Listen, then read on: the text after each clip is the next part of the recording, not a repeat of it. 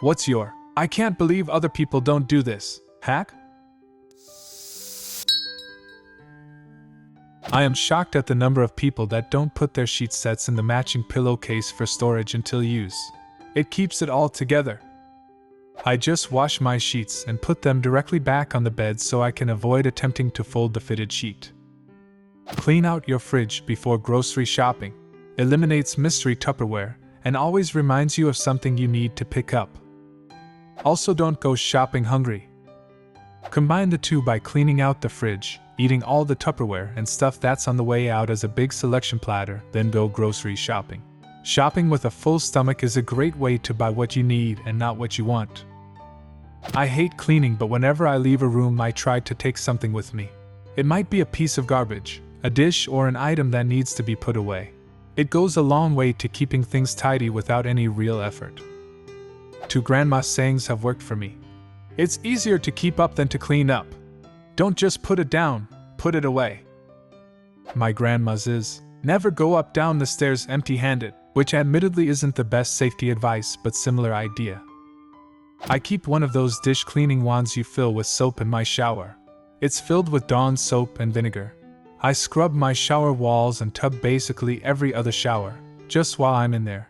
It takes less than 2 minutes and I never have to clean my tub shower otherwise.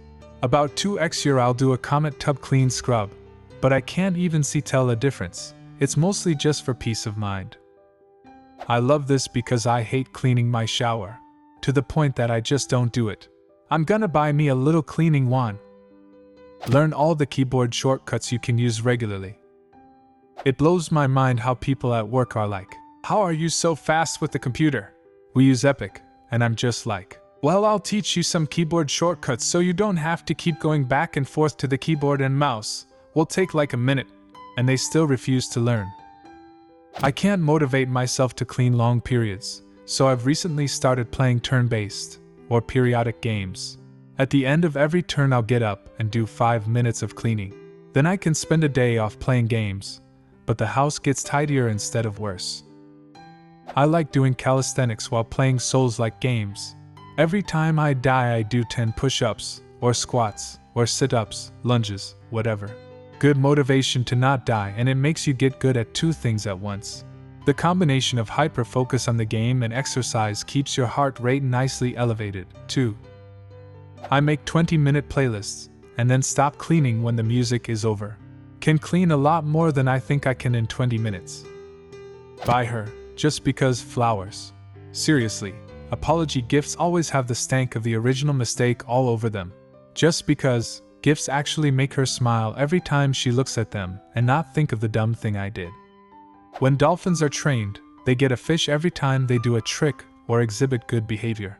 But you also have to give them a fish every once in a while that they didn't earn, because they need to know that the trainer's relationship to them isn't purely transactional. My family has always had a policy that we need to occasionally give each other unearned fishes, because it's important to that we know that we care for each other. I hate flowers and my wife loves books, so I do my best to make sure I stop by the bookstore once a month to make sure I grab something for her. I keep a list of what's coming out, so if there's something I know she likes, I'll bring it home for her. It's win-win. She gets books, we have a great little library, and I don't have to deal with the smell of dying flowers. I heard a story once about a guy who bought a single rose for his girl every Friday. Every Friday ever. That shit was so romantic it became a story. While not the original story you heard, my grandfather did this. Even when they moved to Canada and had zero money, he always managed to have flowers on Friday. Years later it was revealed he was actually cutting them from random people's gardens. Do I need or do I want? If I need it, I get it. If I want it, I wait for a few weeks, do some research, see if I can fit it in, and if I still want it a month or 2 later, then I might go get it. Turns out my wants are not always there after a while waiting. It's new for me, but has changed my mindset drastically. My parents taught me this when I was a kid. One of my good friend's roommates was a total impulse buyer, especially with Prime, and said to me one day, "How are you so good at managing your money?" I explained that concept to him, and it clicked. I realized this is hardwired into my brain. Whenever I have some spending money, my first thought is, now I can buy something I really want. I start searching online for the things I think I really want, but 90% of the time decide that I don't really need it. I end up saving my money or buying something I really need. I'd say most of my spending is on delicious food, which isn't super expensive. Put salt and pepper on their burger patties. I swear I have the same conversation every time I host a cookout. Your burgers always taste so good. Salt and pepper. How did you learn to make them? I put a little salt and pepper on them before cooking. I could never get my burgers to taste right. Have you tried salt and pepper? Seasoning. It's like a cheat code for food. But don't mix salt into the meat. Instead, sprinkle it on outside of patties just before or during grilling. Salt mixed into the ground beef makes it rubbery, like a sausage. Do favors for tomorrow you. Car getting low on gas? Do tomorrow you a favor and get it on the way home. It's almost bedtime, but there are dishes in the sink. Do them as a favor to your future self. While you're at it, get tomorrow's clothes together and get your lunch packed when you're not rushed. Tomorrow you will love you for it. And when today you is enjoying all the things that yesterday you did to make your life easier, remember to thank yourself for doing it. I know it sounds silly, but this really helped motivate me in getting stuff done promptly instead of at the last moment. Screw future me, that guy hasn't done shit. Future me is so well taken care of. I am constantly doing stuff to get it out of the way for tomorrow when I know I'll be rushed and won't have the time for it. So now I feel like I'm always getting something ready or prepping for tomorrow in some way and rarely get to enjoy today. Hard to balance. Keep a camping chair in your trunk. You never know when an opportunity for a good sit might arise. Sometimes I sits and thinks, and sometimes I just sits. Said nightly, do not disturb. Hours on your phone. Mine is 11 p.7a. You can allow notifications from favorite contacts like spouse, children, et al. And mine allows if someone calls twice in a row within a minute or so to ring through anyway in case it's an emergency. Googling my problems. Like, seriously, it's 2024. How hard is it? People in work are so impressed with my knowledge sometimes, and I'm like I just Googled it a moment ago. Seriously. People will sit there asking questions at each other like who could know this? We're all sitting at computers, Google it, I feel like I'm taking crazy pills. Quick caveat. I must admit this hack is becoming less useful at an alarming rate as Google continues to exchange its quality for ad bucks. Being able to filter out bullshit and find actual answers on search engine results is an important skill.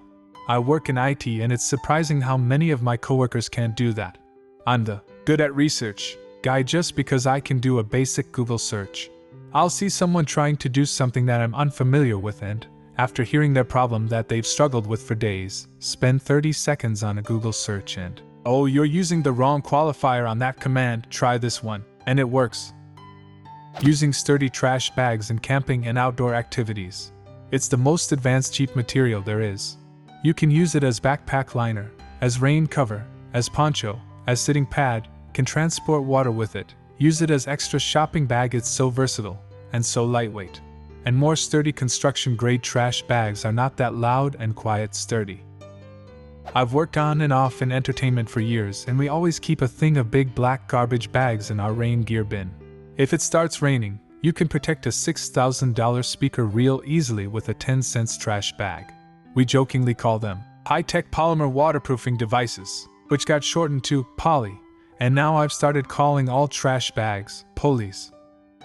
When handing someone their change, give them the coins before the bills. This allows them to hold the coins in their palm while using their fingers for the bills. Otherwise, they have to do this careful balancing act before they pocket the money. If you want to thrill your customer, count the change as you hand it to them, like in the olden days. I use Ziploc bags in my junk drawer. It's not organized, it's just a handful junk-filled bags. It makes looking through the junk easier. Instead of shifting through a bunch of junk and loose items, I'll pick up a bag and inspect it for something I'm looking for. Junk bags inside a junk drawer. If you have a drawer for cables, they each go in their own bag. Every single one of them with its own bag. Stops the rat's nest.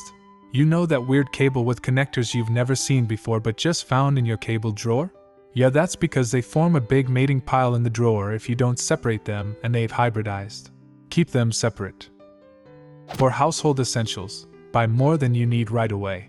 Example: I have 2 packs of toilet paper rolls. One is now, and I store it in the bathroom. The other is later, and I store it in a closet. When now is empty, I get out later.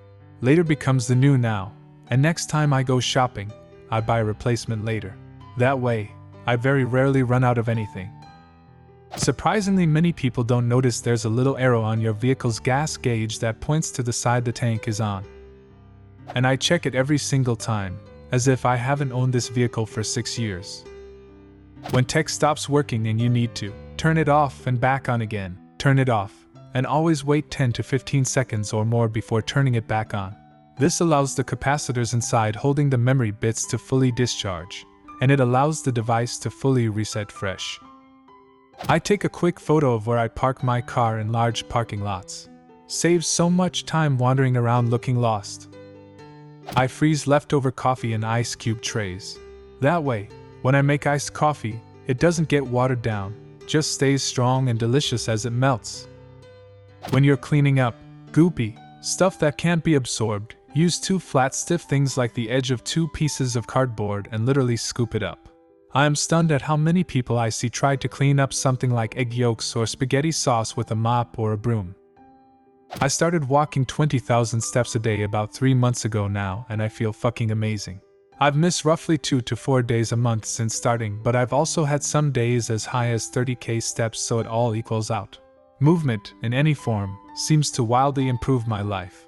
I hope others find the same. Getting a cleaning lady once a month has saved my sanity. When my house is a mess, my mind is a mess. Best $100 a month I've ever spent. Okay, it's weird and lazy, but follow me. I only take showers, but I plug the drain for the first majority of the time. I put Epsom salts and scented stuff in the bottom. As I'm showering, I soak my feet. When I rinse, I remove the plug and wash my feet as it all goes down the drain. What life hacks would you like to share? Leave a comment and subscribe to the channel if you want to see more videos like this one.